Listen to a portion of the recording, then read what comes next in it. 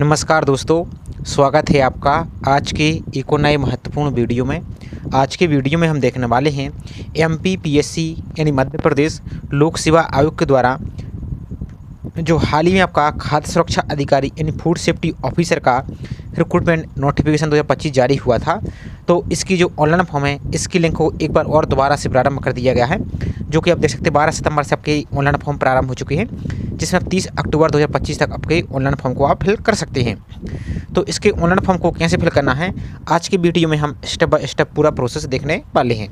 तो चलिए स्टार्ट करते हैं आज के वीडियो को।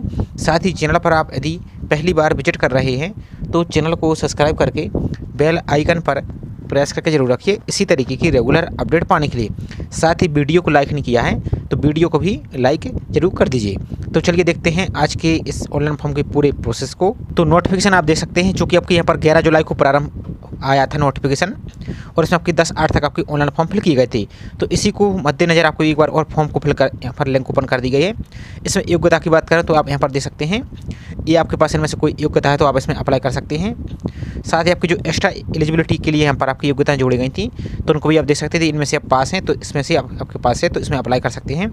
और रसायन शास्त्र आपके पास एक विषय के रूप में आपके पास है, जैसे बीएससी की हुई है तो भी आप इसमें अप्लाई कर सकते हैं। लेकिन शर्त ये है कि जैसे मान लीजिए आप बीएससी की है तो आपके पास केमिस्ट्री जो है वो 3 साल तक एक सेमेस्टर में आपका हर सेमेस्टर में आपका एक मेन सब्जेक्ट रहना चाहिए, तभी आप फॉर्म को फिल कर पाएंगे। यदि आपका बीच में कोई जैसे मान लीजिए कोई और जैसे इंजीनियर की है या कोई और डिग्री की है तो उसमें सिर्फ आपका एक सेमेस्टर के लिए केमिस्ट्री रहता है तो इसके लिए एलिजिबल नहीं रहेंगे। आपको फॉर्म फिल करने के लिए यहाँ पर आपको बाद में डॉक्यूमेंट वेरिफिकेशन में समस्या होगी, तो आपको देख लेना इस योग्यता को, उसके बाद आपको फॉर्म को फिल करना है। तो ऑनलाइन फॉर्म फिल करने के लिए आपको अपने मोबाइल के ब्राउज़र को ओपन करना और टाइप करना है MPPSC MP ऑनलाइन, और सर्च पर आपको इस प्रकार से क्लिक करना है। अब आपकी जो पहली लिंक दिख रही है mppsc.gov.in, इसी पर आपको क्लिक करना है यहाँ से। अब जैसे इस पर क्लिक करते हैं तो आपका एक और नया पेज ओपन हो जाएगा। अब यहाँ पर आ जाते हैं आप, तो ये आपको कोई भी अपडेट चलता है तो यहाँ पर देख लीजिए। इसके बाद यहाँ पर नीचे को चले आना है। अब यहाँ पर आपको जो ऑप्शन दिख रहा है नो यूर एप्लीकेशन नंबर, इस पर आपको यहाँ पर सिंपल सा क्लिक करना है। इस पर आप इस प्रकार से क्लिक कर दीजिए। अब जैसे इस पर क्लिक कर देते हैं तो यदि आपने कोई फॉर्म फिल किया तो यहाँ से आप अपना एप्लीकेशन नंबर फाइंड कर सकते हैं, और यहाँ पर आपको जो होम का ऑप्शन दिख रहा है इस होम पर भी आप यहाँ से क्लिक करेंगे। अब जैसे इस पर आप क्लिक कर देते हैं तो आपका एक और नया पेज आपका ओपन हो जाएगा। अब यहाँ पर देख सकते हैं आपकी और अन्य पोस्ट भी यहाँ पर ऑनलाइन फॉर्म ओपन हो चुके हैं, तो इसका हम नेक्स्ट वीडियो आपको प्रोवाइड कर देंगे। तो आज की वीडियो में जो फूड सेफ्टी ऑफिसर इसके फॉर्म को कैसे फिल करना है यही प्रोसेस हम यहाँ पर देखने वाले हैं। तो सबसे पहले आपका जो नोटिफिकेशन है इस नोटिफिकेशन को डाउनलोड करके एक जानकारी अच्छी तरीके से पढ़ लीजिए। इसके बाद एक बात और, जो अभ्यर्थी जिसने पहले फॉर्म फिल कर दिया है, जो आपका 11 जुलाई से फॉर्म स्टार्ट हुए थे, तो उनके लिए दोबारा से फॉर्म फिल करने की ज़रूरत नहीं है। और यदि वो लेकिन अपने फॉर्म में यदि कोई मिस्टेक है आप उसको एडिट करना चाहते हैं तो फिर वो अपने फॉर्म को यहाँ से एडिट कर सकता है। तो ऑनलाइन फॉर्म के लिए आपको जो ये वाली लिंक दिख रही है इस लिंक पर आपको क्लिक करना है। इस पर आप क्लिक कीजिए। इसके बाद यहाँ पर जो टर्म एंड कंडीशन दिख रहा है इस पर आपको यहाँ से क्लिक करना है। इसके बाद यहाँ पर जो ब्लू कलर का विज्ञापन क्रमांक दिख रहा है इस पर आपको क्लिक करना होगा, तभी आपका फॉर्म आगे बढ़ेगा, नहीं तो आपका फॉर्म आगे नहीं बढ़ेगा। इसको क्लिक कीजिए। तो यहाँ से आप इस PDF को डाउनलोड कर लीजिए। तो हम पहले से डाउनलोड किए हैं, इसको हम कैंसिल कर देते हैं। इसके बाद यहाँ पर एक बात और, आपको नई फ़ोटो ही अपलोड करना है। फ़ोटो आपकी वाइट बैकग्राउंड की होनी चाहिए और फेस आपको एकदम क्लियर दिखना चाहिए। साथ ही आपको काला चश्मा वगैरह आपको ये नहीं लगाना है, टोपी कैप वगैरह भी आपको यहाँ पर नहीं लगाना है। इसके बाद आपको आई एक्सेप्ट पर आपको यहाँ से क्लिक कर देना है। अब आपका यहाँ पर फॉर्म ओपन हो चुका है। तो सबसे पहले अब आपका फॉर्म यहाँ से ओपन हो चुका है। सबसे पहले आपको योग्यता सेलेक्ट करनी है। तो आप किस लेवल से फॉर्म फिल कर रहे हैं, आप स्नातक लेवल से, स्नातकोत्तर लेवल से या PhD लेवल से। अब यदि ग्रेजुएट लेवल से फिल कर रहे हैं तो इसको सिलेक्ट करना है। अब आप किस सब्जेक्ट से यहाँ पर अप्लाई कर रहे हैं, आपके पास कौन सी योग्यता इनमें से है, तो इस प्रकार से आप इसको यहाँ पर सेलेक्ट कर सकते हैं। ये आपकी यहाँ पर योग्यता रहने वाली। यदि आप PG लेवल से सिलेक्ट करते हैं, MSc जैसे आपका हुआ, या तो इनमें से कोई भी सब्जेक्ट यहाँ पर आपके पास है इसको सेलेक्ट कीजिए। और यदि आप PhD लेवल से अप्लाई कर रहे हैं तो इसको सेलेक्ट कीजिए, तो आपको ये सब्जेक्ट आपको देखने से मिल जाएगी। तो जैसे यहाँ पर फॉर एग्जाम्पल के लिए हम यहाँ पर स्नातक सेलेक्ट कर देते हैं। किस सब्जेक्ट से, मान लीजिए हम यहाँ पर केमिस्ट्री सेलेक्ट कर देते हैं। अब इसके बाद यहाँ पर नेक्स्ट आ जाता है अभ्यर्थी का प्रथम नाम और सभी जानकारी आपको जो 10th की मार्कशीट है, 10वीं की अंक सूची, उसके आधार पर ही फिल करनी है। और सभी जानकारी आपको कैपिटल लेटर में ही आपको यहाँ से फिल करना है। और एक बात और, आप फॉर्म को जानकारी को सही तरीके से फिल कीजिए। आपका मोबाइल नंबर हुआ और आपका नाम, इसमें कोई भी चेंजेस नहीं कर सकती, बाद में एडिट नहीं कर पाएंगी। तो यहाँ पर अभ्यर्थी का नाम फिल करना है जो आपका फर्स्ट नाम है। इस प्रकार से अपना फर्स्ट नाम फिल कीजिए, मान लीजिए इस प्रकार से फर्स्ट नाम लिख लीजिए। अभ्यर्थी का नाम यदि मिडिल नेम जैसे आपका कुमार हुआ या फीमेल है तो कुमारी हुआ, इस टाइप से यदि है मार्कशीट में तो फिल कीजिए, नहीं तो इसको खाली छोड़ सकते हैं। जिसमें ये रेड कलर का स्टार लगा है वो फिल करना जरूरी रहेगा। इसके बाद अपना सरनेम यानी लास्ट नाम फिल कीजिए, यदि मार्कशीट में लिखा है तो फिल कीजिए। इसके बाद अपना जेंडर मेल या फीमेल जो है इसको सेलेक्ट कीजिए। यहाँ पर आपको अपनी डेट ऑफ बर्थ फिल करनी है। अब मान लीजिए जो भी आपकी डेट ऑफ बर्थ है कैसे, जैसे आपकी डेट ऑफ बर्थ है 1 फरवरी तो 01 फरवरी, इस प्रकार से 02/1999। तो इस टाइप से आपको यहाँ पर फिल करना है डेट ऑफ बर्थ, तो आपकी यहाँ पर एज कैलकुलेट होकर आ जाएगी। इसके बाद अपना पिता का नाम यानी फादर्स नेम फिल करना है। यहाँ पर अपनी मदर्स नेम माता जी का नाम यहाँ से फिल करना है। इसके बाद नेक्स्ट है मूल सूचना का विवरण। क्या अभ्यर्थी मध्य प्रदेश का मूल निवासी है? यदि है तो आप वहाँ पर टैग करेंगे इस प्रकार से। तो फिर आपकी कैटेगरी सेलेक्ट करनी होगी। आप यूआर से हैं, एससी से हैं, एसटी से हैं या ओबीसी से हैं या ईडब्ल्यूएस से हैं। अब मान लीजिए जैसे यदि आप ओबीसी से हैं तो फिर आपको यहाँ पर कैटेगरी आ जाएगी कि आप क्रीमी लेयर में आते हैं। यदि आते हैं तो हाँ, यदि नॉन क्रीमी लेयर में आते हैं तो नो पर क्लिक करना है, तो आपकी कैटेगरी यहाँ पर ओबीसी रहेगी। यदि आप जैसे एसटी से आते हैं तो फिर आपको वही सेम रहेगा, यहाँ पर अपना कास्ट का नाम फिल करना होगा। और यदि आप एससी से आते हैं तो इस प्रकार से आपका एससी रहेगा और आपकी जाति जो भी जाति है जाति को यहाँ पर आपको फिल करना होगा। इसी तरह से ईडब्ल्यूएस रहेगा और इसी तरीके से ओबीसी आपका रहने वाला है। तो जैसे फॉर एग्जाम्पल के लिए यहाँ पर ओबीसी हम नॉन क्रीमी लेयर सेलेक्ट कर देते हैं। अब इसके बाद आपकी जो भी कास्ट है जाति को यहाँ पर आपको फिल यहाँ से कर देना है। इसके बाद नेक्स्ट क्या अभ्यर्थी विवाहित है? यदि मैरिड हैं आप तो यस करेंगे, फिर आपको यहाँ पर पत्नी का नाम देना होगा। यदि आप मेल है तो पत्नी का नाम, और यदि फीमेल है तो आपको फिर पति का नाम यहाँ से फिल करना होगा। जीवित बच्चों की आपको संख्या यहाँ पर सेलेक्ट करनी होगी कि कितनी है, इस प्रकार से आपका इसके बाद यहाँ पर डेट आपको सब कुछ आपको देनी होगी। और यदि आप अनमेरिड हैं, अविवाहित हैं तो आपको फिर नो पर इस प्रकार से क्लिक कर देना है। अब नेक्स्ट है यदि आप रिजर्व कैटेगरी जैसे आप एससी से, एसटी से या ओबीसी नॉन क्रिमिनल से अप्लाई कर रहे हैं तो जो मध्य प्रदेश का सरकार के द्वारा जारी जाति प्रमाण पत्र होता है वो आपको यहाँ से फिल करना होगा। तो जारीकर्ता का पद नाम, तो यहाँ पर आपको इस प्रकार से एसडीओ लिख सकते हैं, या आप चाहें तो जो भी आपकी जाति प्रमाण पत्र आपने जारी किया है जिसके द्वारा तो उसका आपको नाम लिख देना। तो आपका एसडीओ है तो जैसे एसडीओ आपको लिख देना है। इसके बाद किस जिले से आपका जारी हुआ है तो वो जिले का आपको सिलेक्ट करना है। जैसे फॉर एग्जांपल के लिए यहाँ पर भोपाल सेलेक्ट कर देते हैं। और ये सभी जानकारी से हम आपको सैंपल के लिए शो कर रहे हैं, जो कि वास्तविक जानकारी भी आपको सही तरीके से यहाँ पर आपको फिल करना है। अब आपका जो जाति प्रमाण पत्र उसका आपको नंबर फिल करना है। जैसे आपका फॉर एग्जांपल के लिए जो भी आपका जाति प्रमाण पत्र नंबर, सर्टिफिकेट नंबर, आपका RS इस टाइप से जैसे 427 अभी जो भी आपका नंबर है इस टाइप से पूरा आपको फिल कर देना है। अब आपका जो जाति प्रमाण पत्र आपको कब जारी हुआ है, तो जब जाति प्रमाण पत्र को आप देखेंगे तो इस प्रकार से आपको यहाँ पर सर्टिफिकेट नंबर लिखा होगा, यहाँ पर जारी होने की दिनांक भी आपको लिखी होगी। तो जो आपको ये दिनांक दिख रही यही दिनांक आपको यहाँ पर फिल कर देनी है। इसके बाद नेक्स्ट दिव्यांगता का विवरण। क्या अभ्यर्थी 40% या इससे अधिक दिव्यांग हैं? यदि हैं तो वहाँ पर टिक करते हैं। फिर आपको यहाँ पर अपनी कैटेगरी सेलेक्ट करनी होगी, किस प्रकार से आपको ये डिसेबिलिटी यहाँ पर है, और यहाँ पर अपना परसेंटेज आपको देना होगा। और यदि डिसेबल नहीं है तो कोनो पर इस प्रकार से क्लिक कर देना है। इसके बाद नेक्स्ट है क्या अभ्यर्थी कभी सेवा से पृथक करने के लिए कभी दंडित किया गया है? यदि किया गया है तो यस, नहीं तो आपको नो पर इस प्रकार से क्लिक करना है। इसके बाद नेक्स्ट है क्या अभ्यर्थी आयोग की किसी परीक्षा अथवा चयन की विवर्जित अवधि में है? यदि आपको कोई डिवेयर किया गया है, यदि किया गया है तो हाँ, यदि नहीं किया गया तो नो पर इस प्रकार से क्लिक करना है। इसके बाद नेक्स्ट है क्या अभ्यर्थी मध्य प्रदेश शासन अथवा उसके नगर सेनिक निगम स्वशासी संस्था में सेवारत है? यदि हैं तो वहाँ पर, और नहीं तो नो पर इस प्रकार से क्लिक करना है। और एक बात और ध्यान दीजिए, मैं थोड़ा सा बताना आपको भूल चुके हैं, यहाँ पर आपको दिखा देते हैं। और यदि मध्य प्रदेश के बाहर के अभ्यर्थी तो फिर आपको यहाँ पर नो पर इस प्रकार से क्लिक करना है। तो फिर आप यहाँ पर यूआर से ही यहाँ पर अप्लाई यहाँ से आप कर पाएंगे, इसलिए आपको इस बात का आपको ध्यान यहाँ से रखना है। इसको नेक्स्ट पेज पर आ जाते हैं हम आप। नेक्स्ट है मध्य प्रदेश का रोजगार कार्यालय में जीवित पंजीयन का विवरण। तो क्या आपके पास मध्य प्रदेश राज्य के रोजगार कार्यालय में जीवित पंजीयन है? तो अब यहाँ पर ध्यान दीजिए, मध्य प्रदेश के मूल निवासियों के लिए जीवित रोजगार पंजीयन आवेदन करते समय आवश्यक नहीं होगा, किंतु ऐसे अभ्यर्थी को साक्षात्कार के समय यानी इंटरव्यू के समय मध्य प्रदेश के रोजगार कार्यालय का जीवित पंजीयन प्रमाण पत्र प्रस्तुत करना अनिवार्य होगा। तो यहाँ पर देख सकते हैं। तो अब आपके पास रोजगार पंजीयन नहीं है तो नो पर क्लिक कर सकते हैं, लेकिन हमारी तो आपको यही सलाह है कि यदि आपके पास रोजगार पंजीयन नहीं है तो आप पहले रोजगार पंजीयन को कर लीजिए, ताकि आपको बाद में कोई समस्या यहाँ पर ना रहे। तो रोजगार पंजीयन कैसे करना है तो इसका हमने फॉर्म फिल का आपको वीडियो प्रोवाइड कर दिया है, रोजगार पंजीयन का लिंक आपको डिस्क्रिप्शन में मिल जाएगी, तो उसको देखकर अपना रोजगार पंजीयन को कर सकते हैं। और जो मध्य प्रदेश के बाहर के अभ्यर्थी हैं अदर स्टेट के, तो उनके लिए रोजगार पंजीयन की जरूरत नहीं, तो आप नो पर इस प्रकार से क्लिक कर सकते हैं। और रोजगार पंजीयन के बारे में ज़्यादा जानकारी के लिए आप नोटिफिकेशन को वहाँ से पढ़ सकते हैं। तो इस प्रकार से रहेगा। और यदि आपके पास मध्य प्रदेश के हैं आप तो रोजगार पंजीयन है तो यस कीजिए। अब आपका जो रोजगार पंजीयन किस जिले में आपने किया है उस जिले को यहाँ पर आप सेलेक्ट कीजिए। इसके बाद आपका जो पंजीयन क्रमांक है वो आपको यहाँ पर फिल करना है। और एक बात और, जो पंजीयन आपने किया है किस डेट को किया था वो आपको फिल करना है। यदि बीच में अभी आपने रिन्यू किया है तो रिन्यू की डेट आपको फिल नहीं करनी है। आप कार्ड में देखेंगे तो आपको पंजीयन करने की दिनांक आपको दिख रही होगी, तो वही दिनांक आपको यहाँ से फिल कर देनी है। इसके बाद नेक्स्ट है क्या अभ्यर्थी मध्य प्रदेश के भूतपूर्व सैनिक हैं, यदि हैं तो हाँ, नहीं तो आपको ऊपर इस प्रकार से क्लिक करना है। यदि आप हाँ पर टिक करते हैं तो भूतपूर्व सैनिक की नियुक्ति की तिथि आपको देनी है और सेवानिवृत्ति की आपको तिथि भी यहाँ पर देनी होगी, और यदि नहीं है आप तो ऊपर इस प्रकार से क्लिक करना है। नेक्स्ट है आपका आयु सीमा में प्रोत्साहन स्वरूप दे छूटों का विवरण। तो यहाँ पर देखिए क्या अभ्यर्थी मध्य प्रदेश शासन द्वारा अनुसूचित जाति, अनुसूचित जनजाति एवं पिछड़ा वर्ग कल्याण विभाग की अंतर्जातीय विवाह योजना के अंतर्गत पुरस्कृत स्वर्ण पार्टनर हैं। यदि आप इंटरकास्ट मैरिज से संबंधित अभ्यर्थी हैं तो यहाँ पर आप एस करेंगे। अब मान लीजिए यदि आप मेरिट पर टिक करते हैं तभी आपके लिए ऑप्शन दिखेगा, यदि आपने ऊपर अनमेरिट पर टिक किया है तो आपके ऑप्शन आपके क्लोज यहाँ से रहने वाले हैं। नेक्स्ट है कि अभ्यर्थी विक्रम अवार्ड से सम्मानित खिलाड़ी है, यदि हैं तो हाँ, नहीं तो आपको ऊपर इस प्रकार से क्लिक करना है। इसके बाद नेक्स्ट आपको शैक्षणिक योग्यता का विवरण। तो यहाँ पर आपको 10th की मार्कशीट की जानकारी देनी है।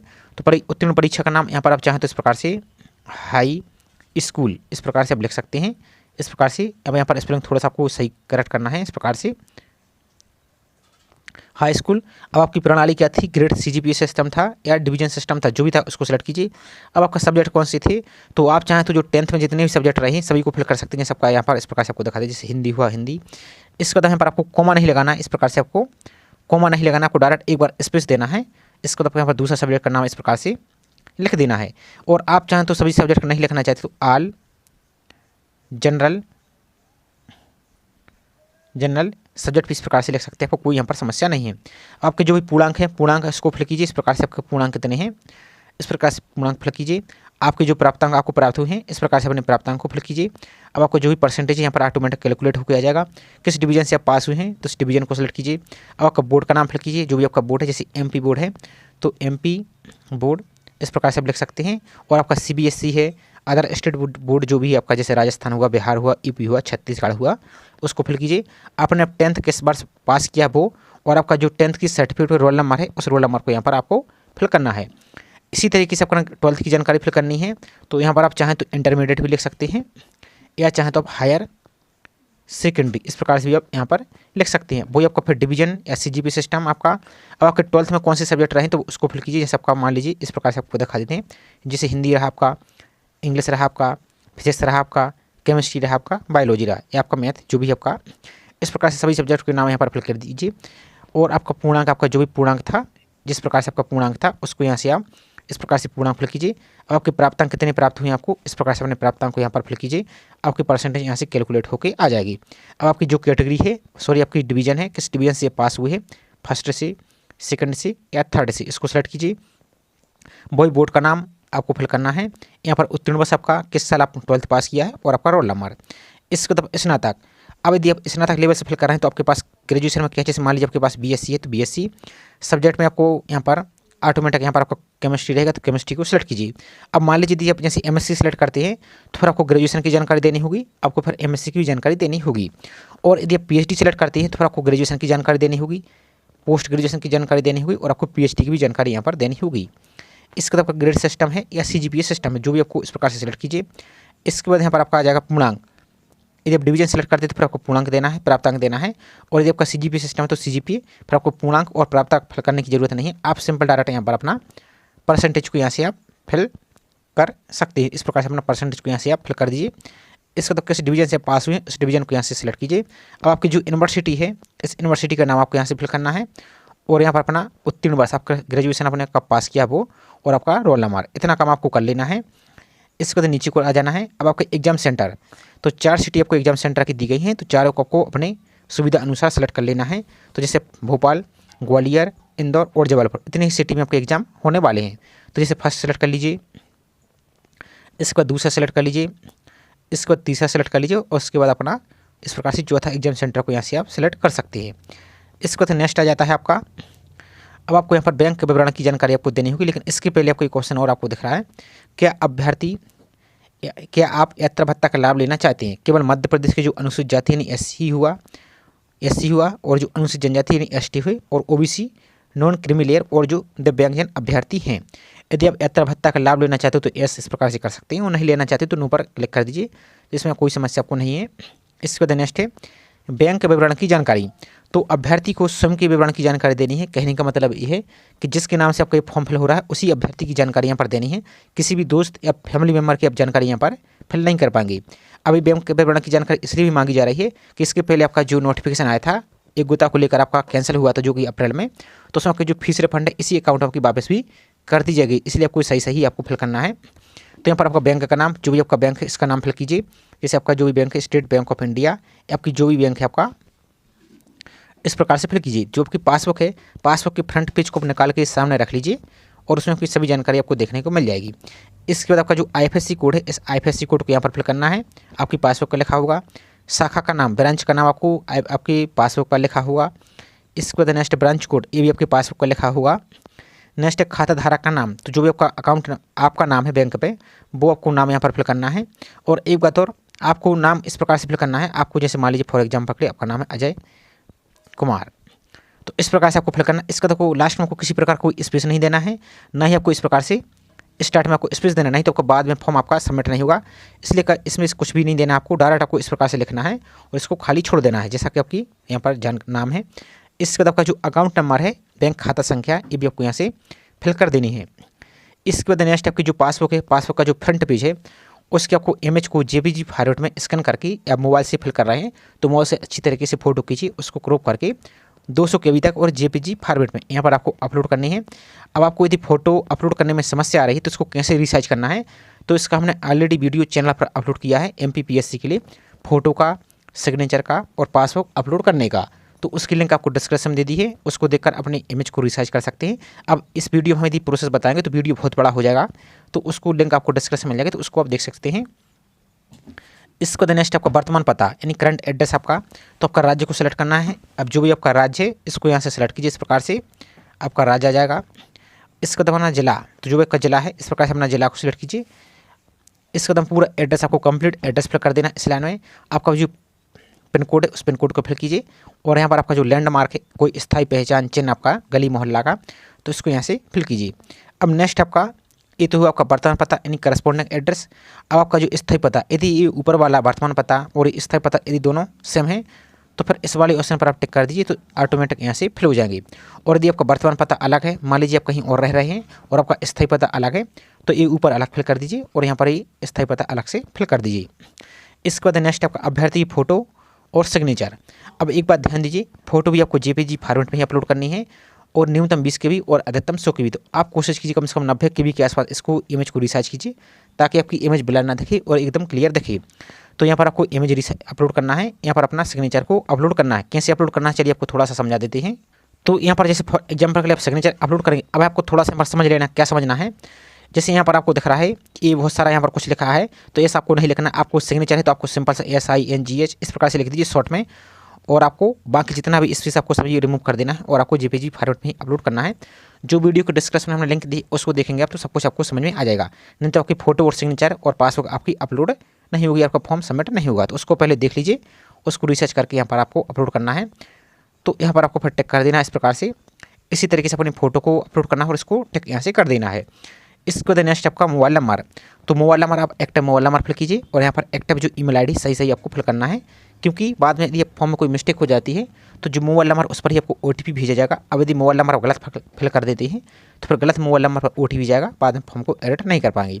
इसलिए इसको सही से फिल करना है। यहाँ पर अपनी ईमेल ID को भी सही से फिल करना है और यहाँ पर आपकी सभी जानकारी यहाँ पर शो होने लगेगी। इसको चेकबॉक्स पर टिक करना है इस प्रकार से और इस कैप्चा को यहाँ पर फिल करना है और नेक्स्ट पर आपको यहाँ से क्लिक कर देना है। तो अब आपका इस प्रकार से पॉपअप दिखेगा। यहाँ पर अभ्यर्थी का नाम आपको चेक कर लेना है, पिता का नाम, माता का नाम, डेट ऑफ बर्थ, आपको सब कुछ आपको यहाँ से चेक कर लेना है, जेंडर और यहाँ पर सब कुछ। यदि इनमें कोई मिस्टेक हो जाती है तो फिर बाद में आप एडिट नहीं कर पाएंगे, इसलिए आपको इसको सावधानी से ही करना है। आपका सब कुछ सही तो आपको फिर ओके पर आपको सिंपल सा क्लिक यहाँ से कर देना है। अब जैसे आप ओके पर क्लिक करते हैं तो आपका फॉर्म यहाँ पर दिखेगा भुगतान नहीं, और एक ऊपर की ओर आप देखेंगे यहाँ पर तो आपको एक आवेदन क्रमांक आपको दिख रहा है, उस पहले आवेदन क्रमांक को नोट कर लीजिए या उसका स्क्रीनशॉट ले लीजिए। अब चूँकि यहाँ पर आप यदि SC या ST से फिल करते हैं तो आपको फीस यहाँ पर इस प्रकार से देख सकती है, और यदि आप अनरिजर्व से फिल कर रहे हैं तो आपको 560 रुपये आपको यहाँ पर फीस देख सकती है। तो इस प्रकार से आपको कैटेगरी के अनुसार यहाँ पर फीस दिखेगी। तो अब आपको यहाँ पर पेमेंट करना होगा, तो प्रोसीड टू जो पेमेंट का ऑप्शन दिख रहा है इस पर आपको क्लिक करना। तो यहाँ पर विभिन्न प्रकार के आपको ऑप्शन दिखेंगे, जैसे फ़ोनपे, GPay, Paytm के माध्यम से अपनी फीस को यहाँ से पेमेंट आप कर सकते हैं। तो जैसे आप अपनी फीस को यहाँ से पेमेंट कर देते हैं तो अब आपको यहाँ पर प्रिंट का ऑप्शन दिखेगा। इस प्रिंट पर क्लिक करके अपनी PDF को सेव करके रख लीजिए और इसका हार्ड कॉपी भी आप निकाल के रख लीजिए। तो इस प्रकार से पूरी प्रोसेस आपको यहाँ पर रहने वाली है। अब मान लीजिए यदि आप वहाँ से पेमेंट नहीं कर पाते, बैक आ जाते हैं, तो आप एक ऑप्शन आपको और दिख रहा है यहाँ पर, पे फॉर अनपेड एप्लीकेशन फॉर्म, और यहाँ पर आपको एक दिख रहा है प्रिंट लेने का। यदि अपने फॉर्म को फिल कर दिया है और उसको आप दोबारा से रिप्रिंट करना चाहते हैं, डुप्लीकेट रिसिप्ट लेना चाहते हैं, स्टेटस देखना चाहते हैं, तो ये ऑप्शन आपको दिख रहा है। यदि पेमेंट नहीं किया आपने पहले पेमेंट के लिए, इस पर क्लिक करेंगे आप इस प्रकार से, तो आपको इस प्रकार से दिखेगा। जो आपको एप्लीकेशन नंबर भी आपने स्क्रीनशॉट लिया है, नोट किया, वो फिल करेंगे। यहाँ पर डेट ऑफ बर्थ, इस कैप्चा को यहाँ पर लॉगिन पर क्लिक करेंगे तो आपका फॉर्म यहाँ से ओपन हो जाएगा। उसके पेज को पेमेंट यहाँ से कर दीजिए। अब यदि आपने फीस पेमेंट कर दिया है और आप दोबारा से फॉर्म को रिप्रिंट करना चाहते हैं, स्टेटस चेक करना चाहते हैं कि आपका पेमेंट हुआ है या नहीं, तो इस वाले ऑप्शन पर आपको क्लिक करना है। यहाँ से इस प्रकार से क्लिक कीजिए। आपको वही same application number, date of birth और कैप्चा को फिल करके लॉगिन पर क्लिक करना है, तो आपका फॉर्म यहाँ से ओपन हो जाएगा, उसका प्रिंट ले सकते हैं। तो ये छोटी सी इन्फॉर्मेशन थी। आई होप जानकारी आपको पसंद आई होगी। जानकारी पसंद आई हो तो वीडियो को लाइक जरूर कीजिए। साथ ही चैनल को अभी तक सब्सक्राइब नहीं किया है तो चैनल को सब्सक्राइब करके बेल आइकन पर प्रेस करके जरूर रखें, इसी तरीके की रेगुलर अपडेट पाने के लिए। तो चलिए मिलते हैं इसी तरीके से एक और नई जानकारी के साथ। जय हिंद।